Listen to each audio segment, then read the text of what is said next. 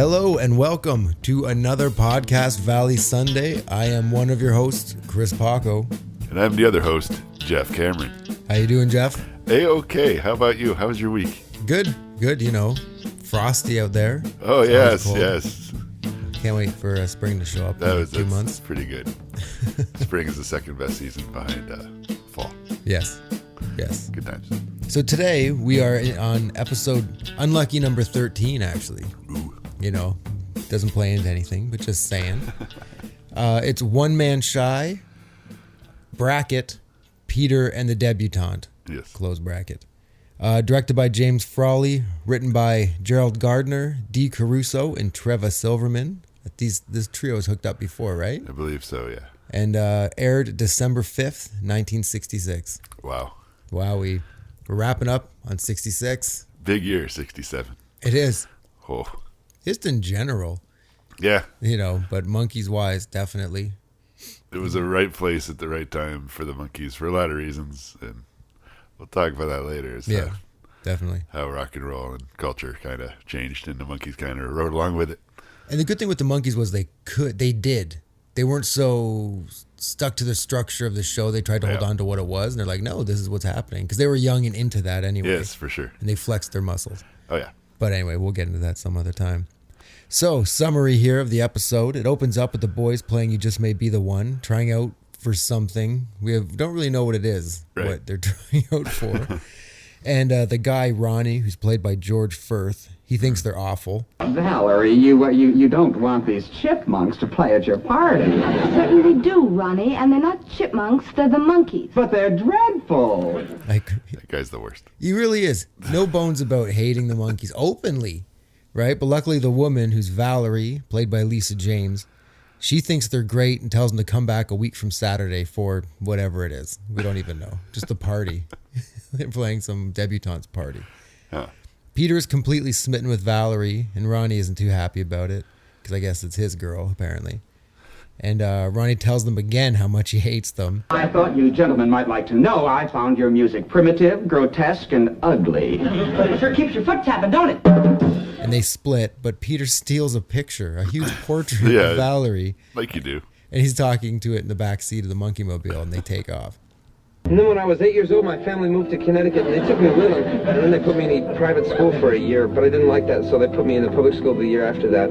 And this was like a little switch up from Davy falling in love with whoever it was. And it's like a Peter-centric episode, which is, I think this is the first one, really. I believe you are correct. Maybe it was just a case of scratching out Davy's name on the script for some of these and put Peter or whoever. But at the same time, they do get to see how Peter would deal with a love story and how it develops.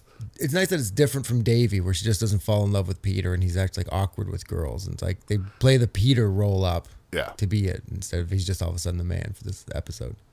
But he's always the man, let's be honest. So anyways, you get the intro. And back at the pad, Peter's obsessed with the painting. And Mike intervenes and tells him that he should actually talk to her and not to steal her picture next time. It's not something you do.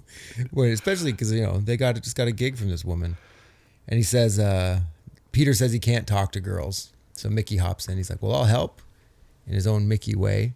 So Peter goes to the house and she comes out on the balcony and it's him and Mickey. And Mickey's like, well, just move your mouth and we'll do the rest. Don't worry about it. It'll be fine. Yeah. So then Peter just opens his mouth up and down and the other guys yell out love things, essentially. And Mike thinks it's going great.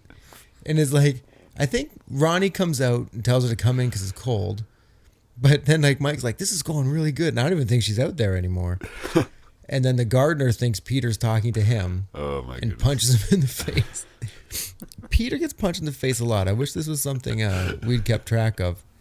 Because he gets punched more than anyone else. Started really happening the last few times. Yeah, but it's heating up.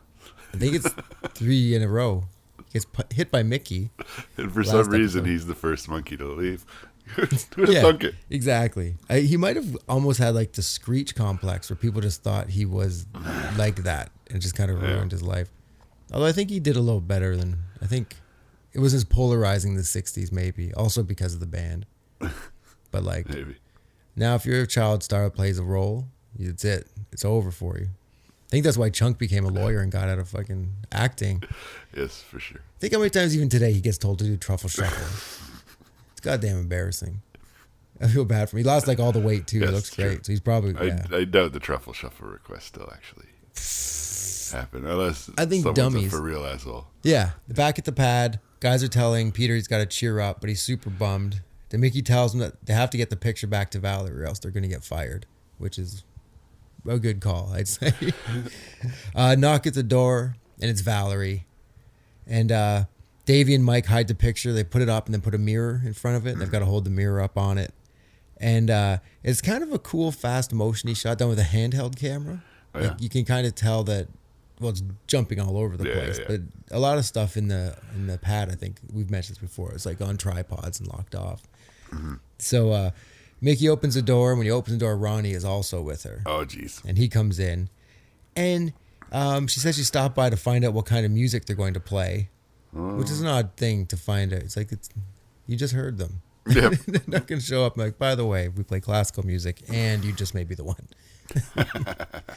Mickey stammers while Ronnie lets himself in, and then he totally just talks shit about their house. What a dump. This place is incredible. You'd have to call an interior decorator in if you wanted to condemn it. Yeah, this guy is Like an open dickhead. for real. Yeah, he walks around, talks garbage about everything. Does the boo track come back for this one? No, I wish it did. It should. The laugh track's still in it, but Yes. there's no boo track. Oh, man. Yeah, he deserves a boo track more than the guy from Monkey vs. Machine, 100%. the vice president. Go back next time for another edition of Who Should Have Got the Boo Track. Yeah, Here on Podcast Valley Sunday. I'm gonna do like Topher Grace style recuts of the Monkees and just add in boo tracks. Boo, boo, boo. So he sees that Mike is looking in the new mirror, and he's really just holding it up, but he's brushing his hair in it. He makes a comment. You really got a big kick out of yourself, don't you? Yeah, well, I'm all I have. Which I think is a funny line. It's a good line. But then Ronnie comb shames him because he looks at Mike's little comb and his bigger comb and gives him a look and then puts it back in his pocket.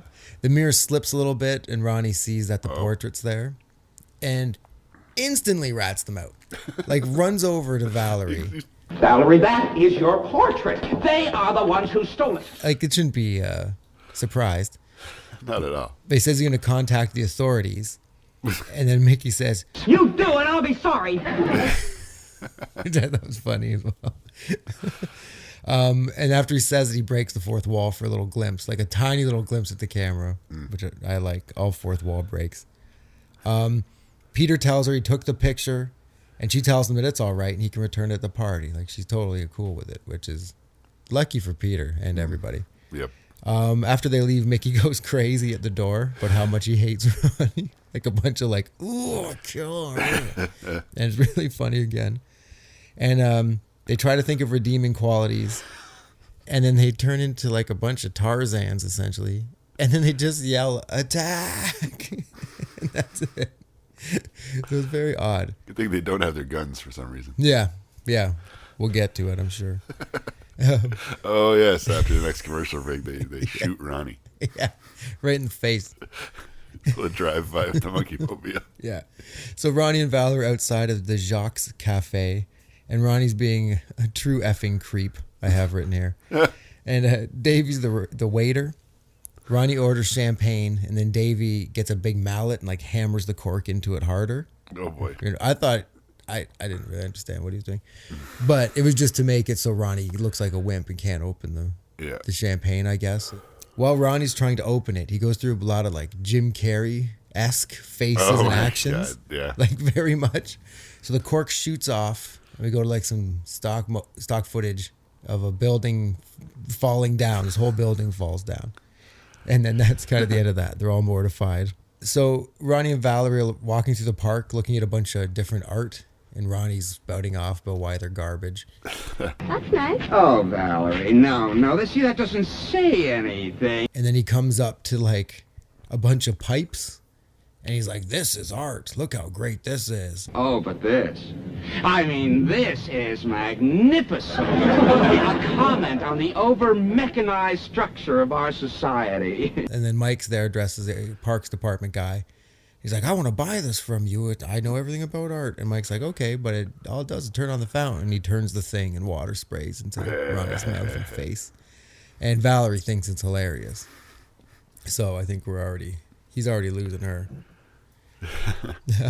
So now Ronnie and Valerie are fighting in the street, and Mickey's selling toys and gives them a doll that pees and spits and screams. So he gets covered in pee. Except he has to say wets. Yep. He can't say peas. No, can't say pee on TV. The only doll on the market that really wet. And spits. And screams. And then he begins to recognize Mickey. And Mickey grabs all his stuff and runs away. And then Ronnie breaks the fourth wall. I am beginning to smell a rat. So back at his place, Ronnie draws mustaches on the Monkees' picture to prove to Valerie that these are the guys they've been seeing all day. He sees through the ruse. He's one of those guys. No. Like a competent human being. And so then he says, oh, two can play this game. But Valerie seems to really be into the fact that the Monkees are making this guy look stupid. Like she's having Totally a great time. Yes. Yeah. And so all of a sudden she's with the boys in the park.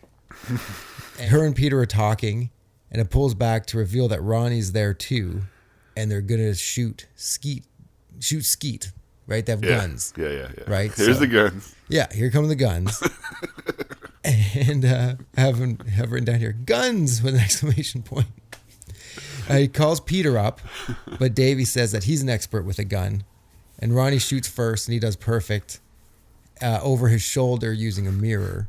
Uh-huh. And then Davy shoots at the ground and almost kills the butler. The butler goes flying. So not as good as he said. No. Next, they're going to shoot bow and arrows. And Ronnie calls up Peter, but Mike says, oh. I've killed me many a mountain lion with this bow and arrow here. Well, that's very impressive. You'll be wonderful, I'm sure. Well, they were little bitty mountain lions. So.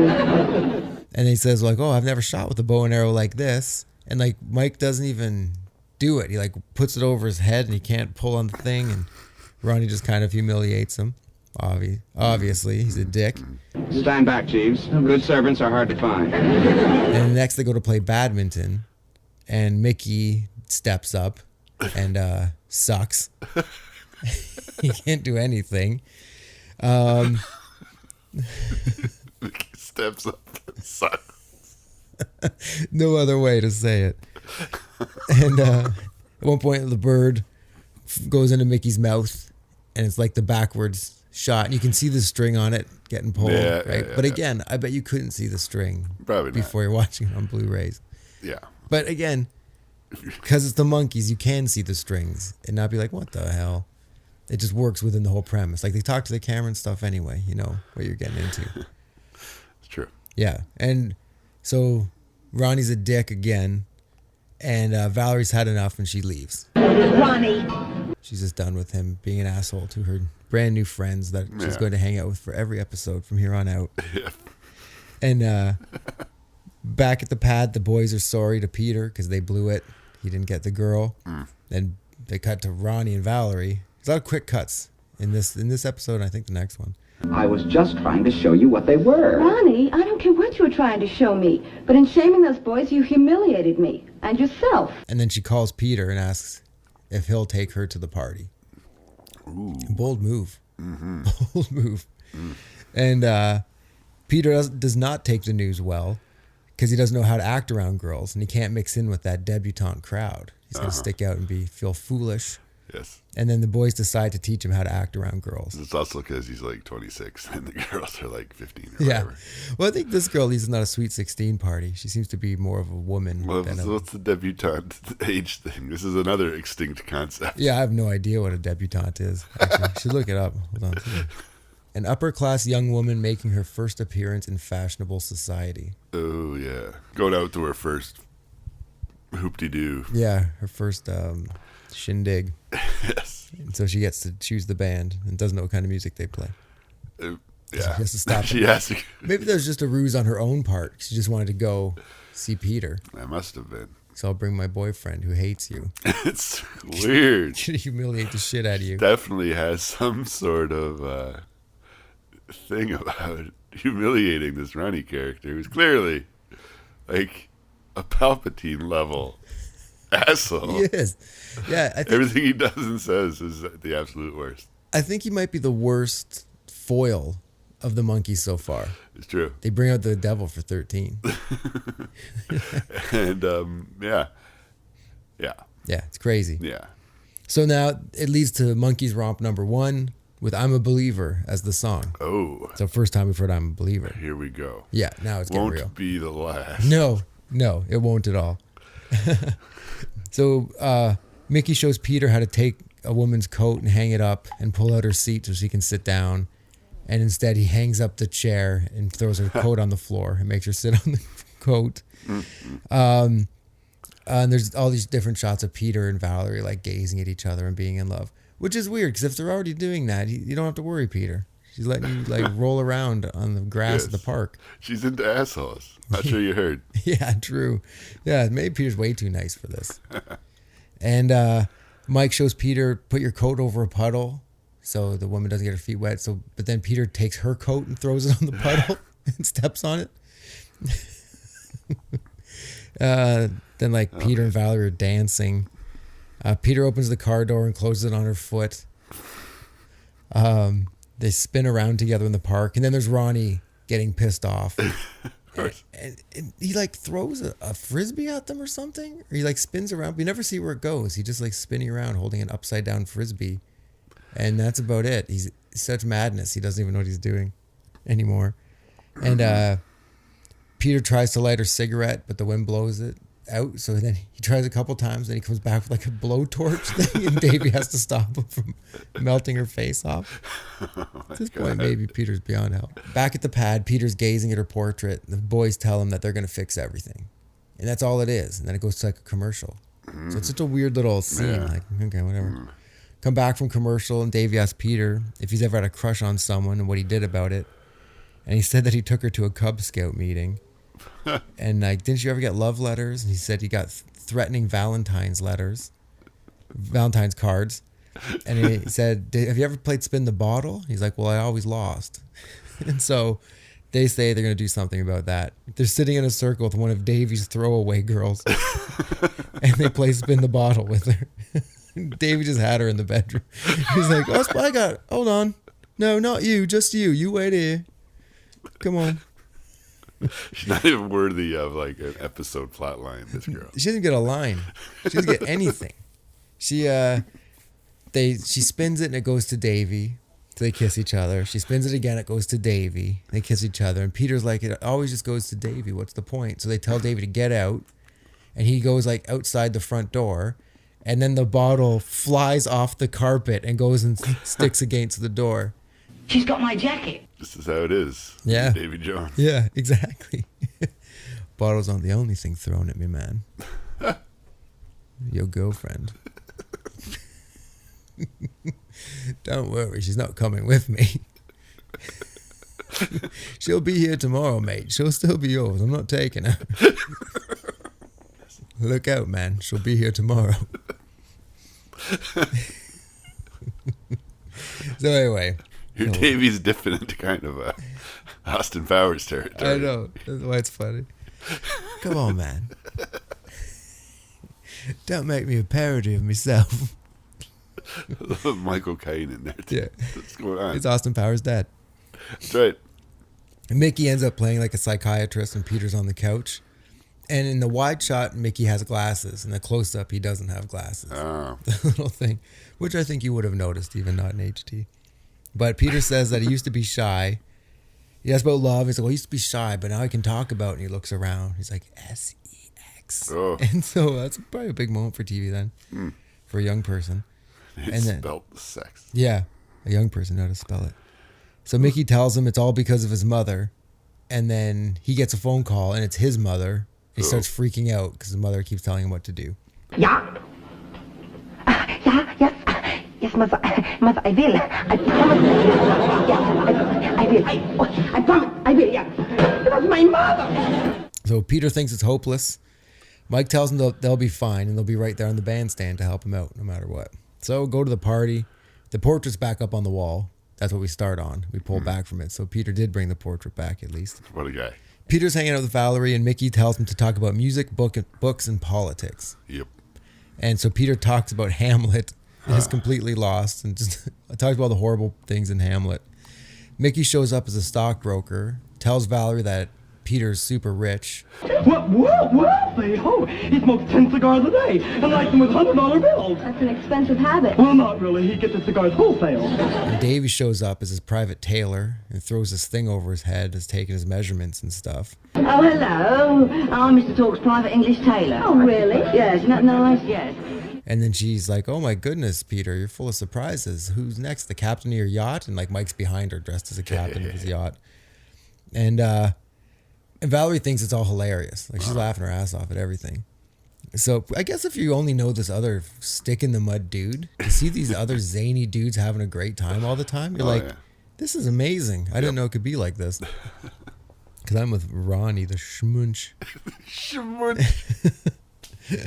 So Ronnie skulks around. He shows up dressed like he's like the Phantom of the Opera or something. He's got like a cape and everything, which is an odd choice, I'd say.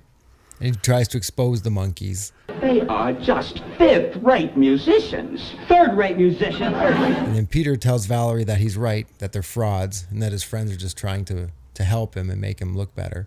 And Valerie tells him, You didn't have to do all of this. I think you're a fine enough person just being yourself. And like Ronnie fumes, like loses his mind. I guess somewhat rightfully so, but you're a dick. For real. So the Monkees hit the stage. Peter says he's going to dance with Valerie, but Ronnie says he's going to dance, and then they have like a showdown. Oh, yeah. The two of them. And that's Monkees Romp number 2. You just may be the one.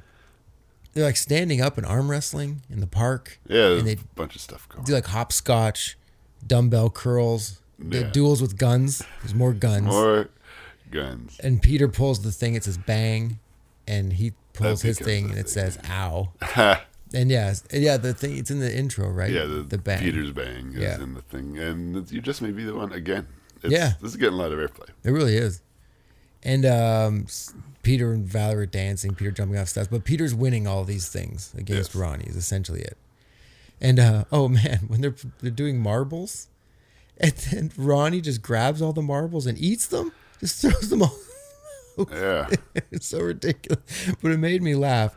One thing I'd say with the actor, Firth, I think his last name is, he's pretty funny, very elastic facey and a lot of expressions and stuff like that. So he does good, but the person he's playing is terrible. Yes. And for those of you keeping track at home, that's 2 episodes with marble eating. That's true. I forgot about Peter ate the marbles. They called them marbles, but they looked like gumballs. But either way, still marble eating, I guess, is pretty big in '66. Yeah, they upped their ante in this one because they look like marbles. Like he eats real marbles. They won't make Peter eat marbles, but they're gonna.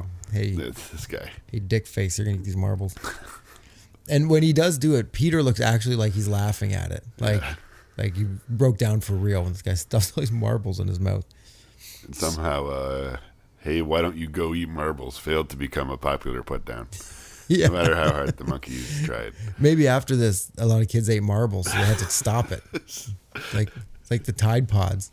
Marbles were much bigger before. Yeah. The Tide Pods of the 60s. The Tide Pods of 60s were marbles.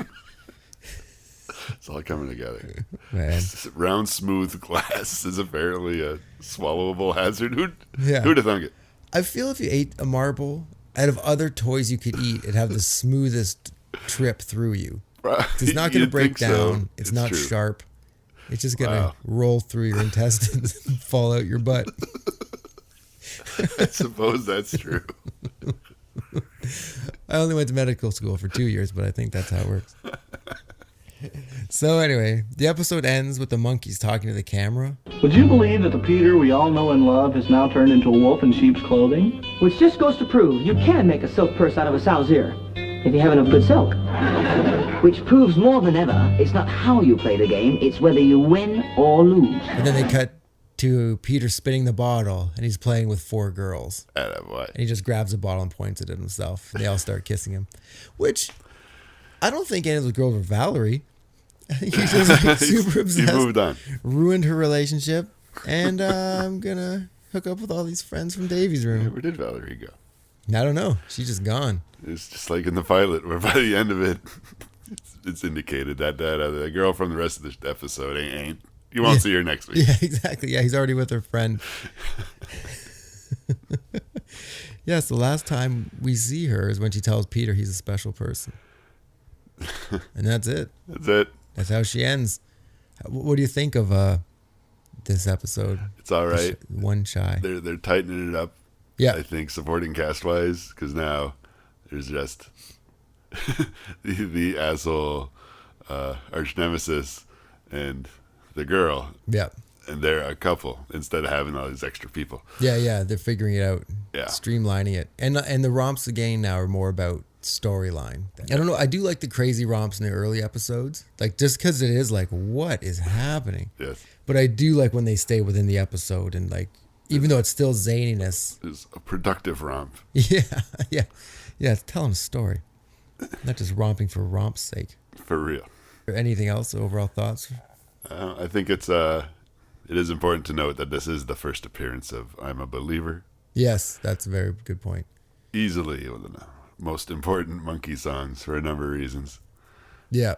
And spoiler alert, we'll have a few weeks to talk about I'm a Believer. Exactly. Oy. They knew it. They're like, okay, let's keep hitting this one up. They lean on it pretty hard, but it helped get it to the top of the charts, and that's what it's all about. Exactly. And it's definitely one of the songs that people, when you talk about the Monkees, people who don't know the Monkees, they know that song. It's like the theme. One of the 3 songs they might know. Theme, Daydream Believer, I'm a Believer. And that's what they got. Maybe Clarksville is kind of Clarksville's in thing there. People know. Guns in the episode, yes, twice. Very yes. Yes, there's like skeet shooting guns and like guns. Gun. Yeah, guns. What's your highlight of the show, would you say? The big romp where they're messing with Ronnie there. Yeah. Yeah. Like at the end with the games? Yes. Yeah, that's a good part. I like the part when Mike says, all I have is me. I'm all I have. I think that's a funny line. That's a good little line. And Mike always has those kind of lines about being poor and stuff like that. Yeah. Also, I guess this is another episode where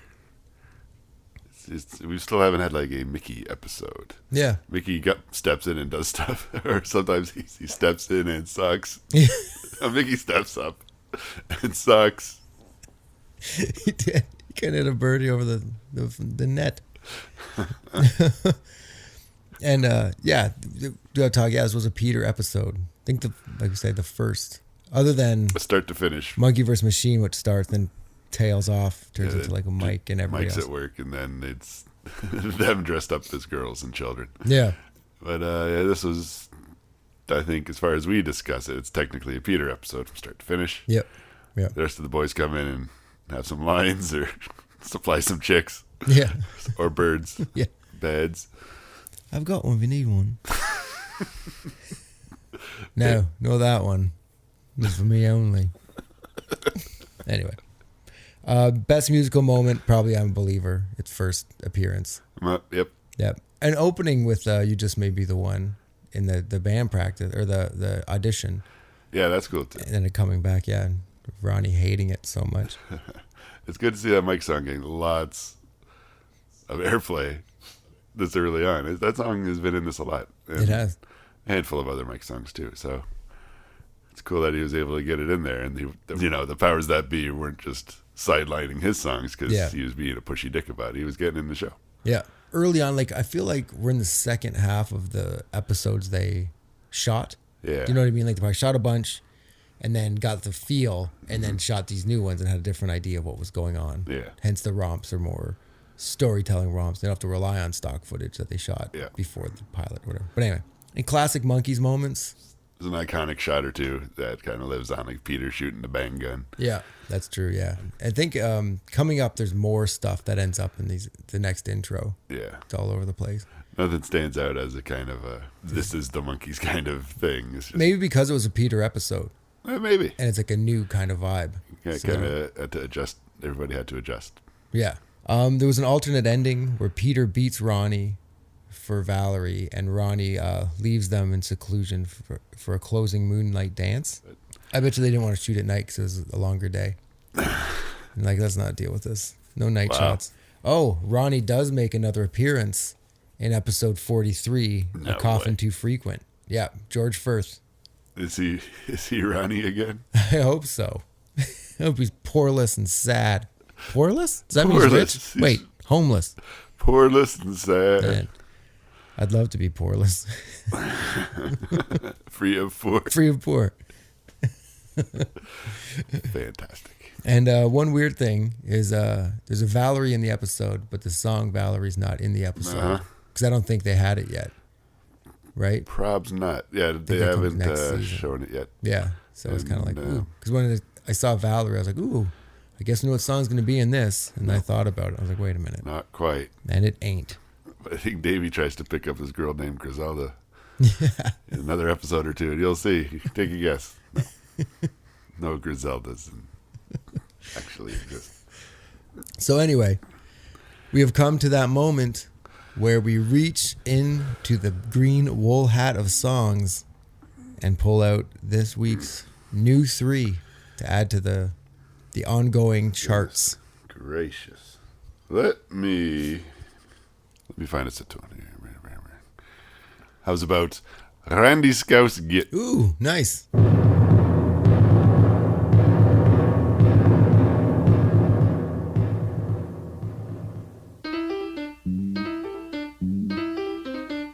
She's a one. Is that one of the influences for our intro music? How'd you guess? Boom. That's true.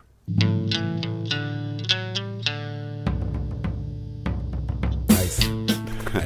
This was a song I definitely knew from the show because they'd have that thing with Mickey and the smocky thing or the whatever. You want to talk about iconic things? Mickey with the big hair, wearing the carpet, wailing away on the drum. Yeah. Nothing quite like that. Yeah. And we've mentioned it before, but when we saw the Mike and Mickey show, they had that big poncho for sale. Yes. For like $100, I think it was. Yeah. Yeah. And someone bought it, the last one off the rack. Mm-hmm. And the whole crowd cheered. Cheered over there. Oh, nuts. I don't know. I think everyone was happy. It's like, thank God now I can't impulse buy. I can't impulse buy a goddamn carpet. This tablecloth. Would you wear it to Casual Friday? Yeah, I'd wear it to weddings and stuff. Like, don't you know what this is? It'd be like, your ticket out of here. That is. Get out of my wedding. I wonder if that one that was for sale was like an identical one. I'd assume it is. It's got to be pretty close. It's got to be. I mean, if they're gonna sell it at the Monkees shows for that much money, it's like can't be a random. It's true. And we did. They didn't play it. No, they didn't have the drum. I don't think. I've seen them do it before live, and Mickey puts on the thing. And I think when I saw them too, I don't know if he put on the thing. Like when we saw them way back, he didn't put on the poncho, but I think it was there because I do remember the drum. Maybe we'd have to check the set list. Yeah. But yeah, it's about their time in London and meeting the Beatles and meeting Mickey's future wife Samantha. That's crazy. And there's a lot going on in the song itself. Yeah, the Four Kings, right? That's the Beatles. The Four Kings of EMI. Yeah, are sitting stately on the floor.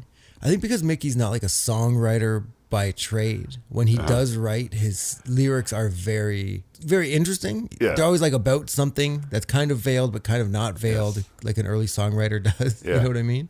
Like Mickey has spent his life as an entertainer. Yeah. And so he knows, he's got kind of a nose for what's the people who's gonna catch their ear, and what's things that are interesting. And he's just very inventive. He's the tinker in real life too. Built a gyrocopter and all this. So it's a lot of his personality, his creativity. He's a very unique, talented individual, and like a hell of a singer. Yeah, I always think about the life of Mickey Dolenz and how like crazy that is. And like he hasn't left the road. Like he's touring in the White Album band right now. Yeah. With Todd Rundgren and whoever else is in that. That'd be something to see. It's quite the thing. Cool. All right. So where shall we place it? Oh, Randy Scouse Git. Also, they couldn't call it that overseas, could they? No. Yeah, they had to. It's called alternate title. Yes, they asked Mickey for an alternate title, and that's what he came up with. That's a good Mike move. One alternate title's called that. I don't give a fuck. But yeah, Mickey doing that. Yeah, because like Randy Scouse get was like a swear word in England. Yeah, it means like a horny, Liverpudlian jerk. Oh, interesting. Just call it a Ringo. Just kidding. I like Ringo a lot. He's another guy who I think about like his life and how it's gone. Like to be in the Beatles but not have the pressure of the songwriting or anything, but you're still such a big part of it because you're Ringo. Yes. And then beyond that, you just have this life of being Ringo. People always love seeing you. You're a good time. Bet he's fun to hang out with. Where shall we put it in our countdown? So it's kind of a big song, kind of an important song, and kind of one of our more favorite songs. Yeah. You think it's top 20? Definitely top 20. Cool. What's 15? What's number 15? Let's Dance song. Okay, we can go way above that too. What's number 10? Oh, Papa Jean's Blues is number 10. Okay. So do you think it's above Papa Jean's Blues or below Papa Jean's Blues? Considering above Papa Jean's Blues is I'm Not Your Stepping Stone. Okay. And below it is Take a Giant Step. Oof. Yeah, see? But it is in this neighborhood, I think. 100%. Yeah, it's either above or below Papa Jean's Blues, I'd say. I think it's above because it's not quite above Stepping Stone. Yeah. So, yeah. Yeah, but it is important to the show and to everything else. For sure. So, yes. So, new number 10. Yes, our new number 10 is Randy Scouse Get or from alternate Headquarters, title, if you're one a.k.a. alternate title from Headquarters, so they play all the instruments, which is neat. I like where that landed. It's a good tune. Yeah. So it was nice to get a good tune as the first one. You're like, okay, sweet. Sweet. It's probably not going to happen this time. Yeah. But we'll see. All right, give me that hat. Let me put my phalanges in the wool here and come up with... Phalanges in the wool. Oh, goodness God. Peter Percival Patterson's Pet Pig Porky. From Pisces, Aquarius, Capricorn, and Jones. The Torque Classic. Peter Percival Patterson had a pig named Porky.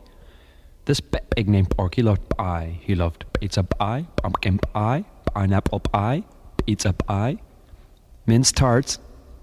And Peter Percival Patterson's pig Porky loved pie for breakfast, pie for lunch, pie in the afternoon, and pie before he went to bed. Peter Percival Patterson's pig Porky ate so much pie that do you know what he did? He popped. Pop screen tester. Yeah. Yeah.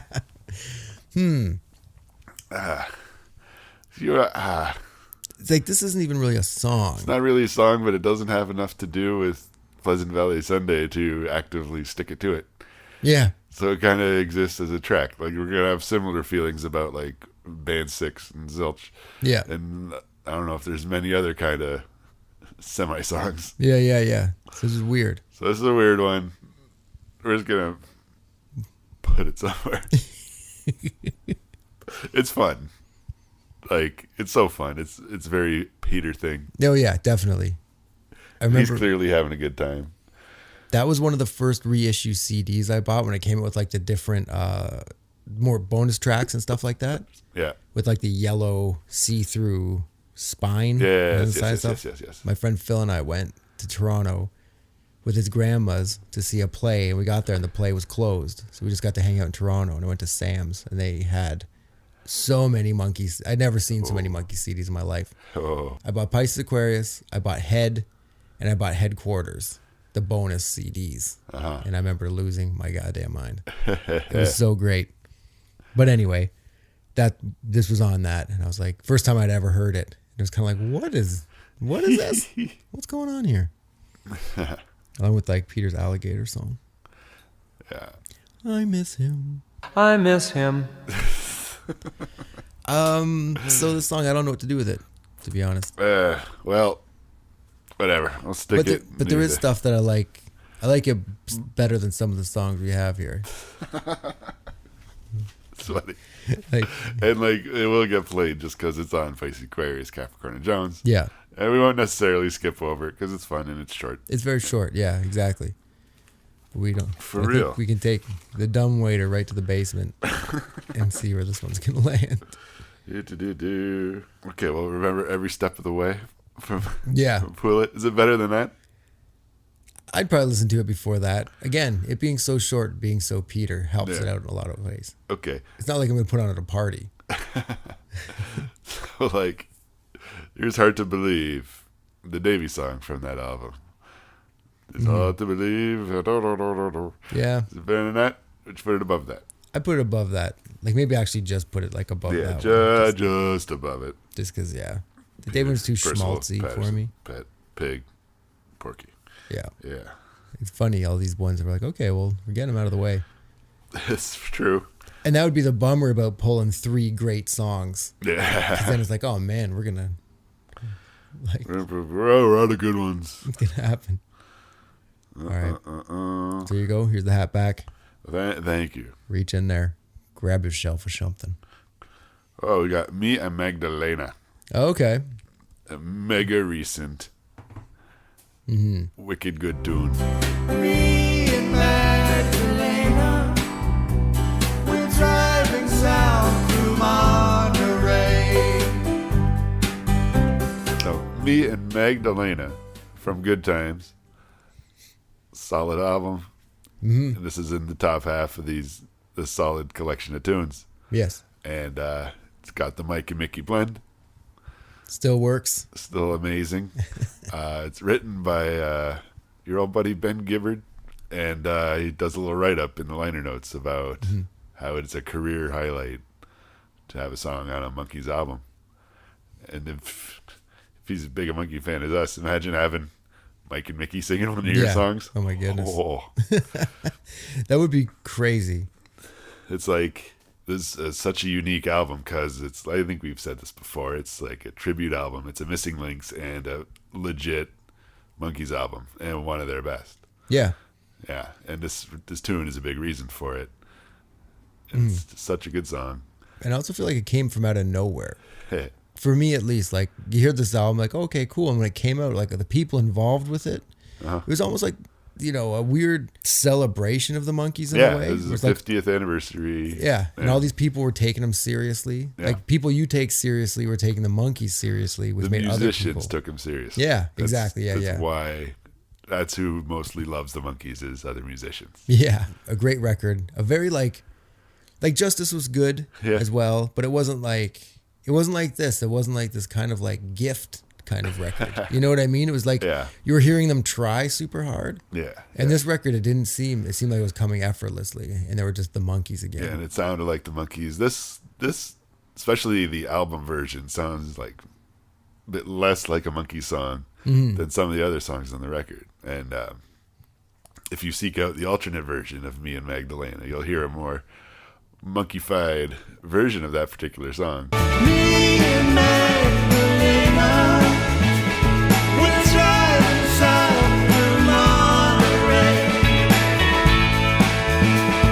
For whatever reason, they decided to go with this mellower take on it, which is still a gorgeous song. Yeah. The part where Mike sings by himself in particular is real. You feel it. Yeah. It's just the experience in his voice. It just still sounds like Mike very much, but it's Mike with a lot more life in him. Me and Magdalena, always leaving early and sleeping late. And I definitely do suggest you go check out the alternate mix, though, because it is really good, too. Absolutely. I really like it a lot.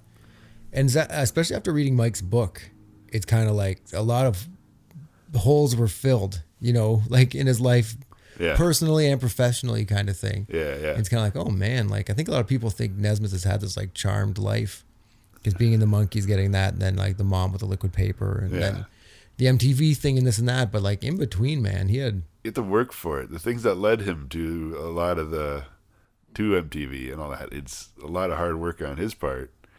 Where sometimes it just seemed like stuff happened to him, but no, he earned it.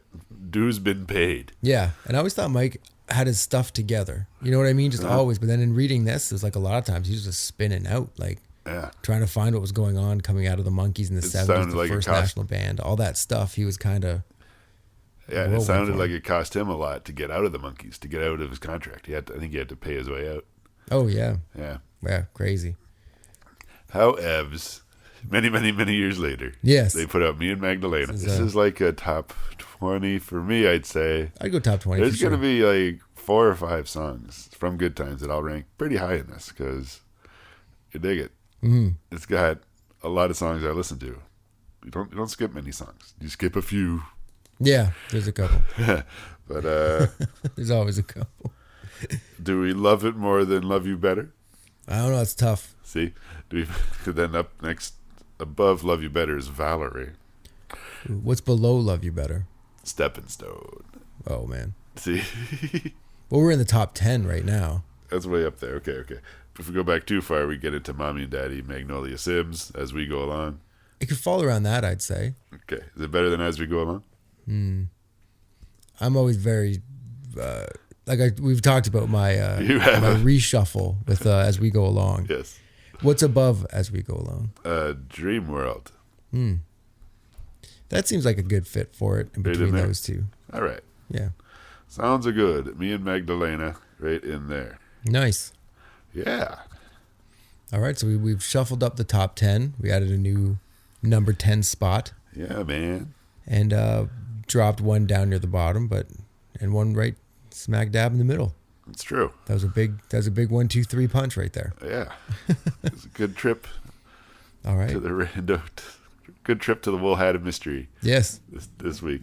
And I feel if you guys have any beefs, or if you agree with us, hit up our Facebook. Let us know. We would love to hear from you guys. And For sure. Love to hear from anybody.